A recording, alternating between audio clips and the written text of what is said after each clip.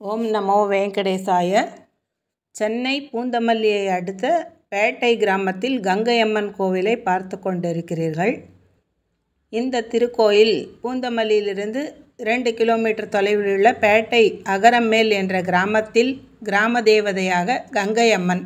கங்கை என்றால் நீர், புனிதமான நீருக்கு கங்கை. அந்த கங்கையம்மனுக்கு குளத்தங்கரையில் ஒரு கோவில் அமைந்திருக்கிறது. இந்த கோவிலுக்கு அருகில் இருக்கக்கூடிய மண்டபத்தில் தீமிதி விழாவில் பங்கேற்கக்கூடிய பக்தர்கள் அனைவரும் இது போன்ற அலங்காரங்களுடன் மாலை 5 மணி முதல் காத்து கொண்டிருக்கிறார்கள்.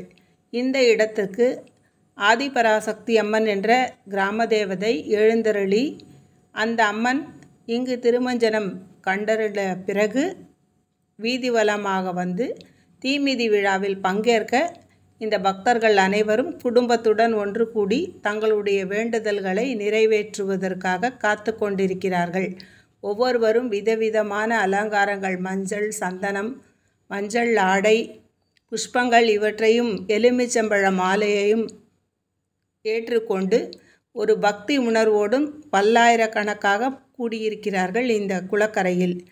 இந்த விழாவினால் புஷ்பங்கள் விற்பனை செய்பவர்கள், சிறிய கிராமமாக இருந்தாலும் இன்று அது நமக்கு ஒரு சந்தை நடத்தினால் எப்படி இருக்கும், பல வியாபாரிகள் நலம் பெறுவார்கள் என்ற மாதிரி ஒரு சமுதாயத்திற்கு அனைத்து வகையிலும் நன்மை பயக்கக்கூடிய திருவிழாக்கள். இந்த ஊரின் நடுநாயகமாக ஸ்ரீ ஹரிதவாரண பெருமாள் கோவில் திருப்பணி நடந்து கொண்டிருக்கிறது. 1000 ஆண்டுகளுக்கு முன்னால் ஸ்ரீ ராமானுஜரின் முதன்மை சிஷ்யர் அவதரித்த இந்த ஸ்தலம் ஸ்ரீவைகானச பகவத் சாஸ்திர முறைப்படியாக பிரம்மோற்சவத்துக்கு பிறகு இந்த திருக்குளத்தில் சக்கரஸ்தானம், ஆண்டாள் நீராட்டு உற்சவம் இதையெல்லாம் நடைபெற்ற ஓர் இடம்.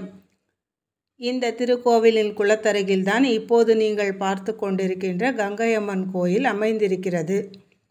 திருவிழா அங்குதான் நடைபெற்று கொண்டிருக்கிறது. விரைவில் ஸ்ரீ ஹரிதவாரண பெருமாள், பச்சை வாரண பெருமாள் இந்த கங்கையம்மன் கோவிலை அடுத்து குளத்திற்கு அருகிலாக அமைந்திருக்கிறது.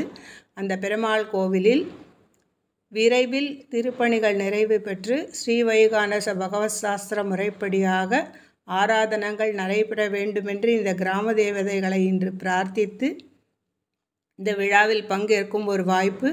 சிறிய கிராமத்திலும் எப்படி ஒரு திருவிழாக்களில் கொண்டாட்டங்கள் உண்டோ, குழந்தைகளுக்கான சௌகரியங்கள் உண்டோ, இதெல்லாம் இங்கு ஏற்படுத்தி வைத்திருக்கிறார்கள். மிக சிறந்த வகையில் நம் சென்னைக்கு அருகிலாக இப்படி நடந்திருக்கிறது.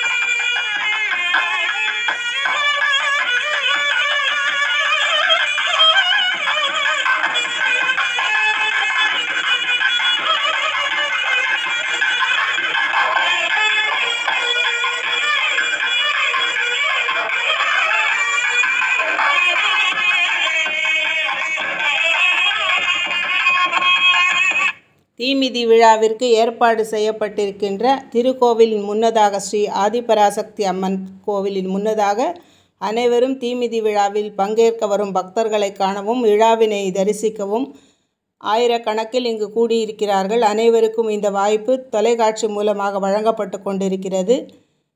இந்த விழாவில் நாமும் சென்று பங்கேற்கும் இந்த வாய்ப்பு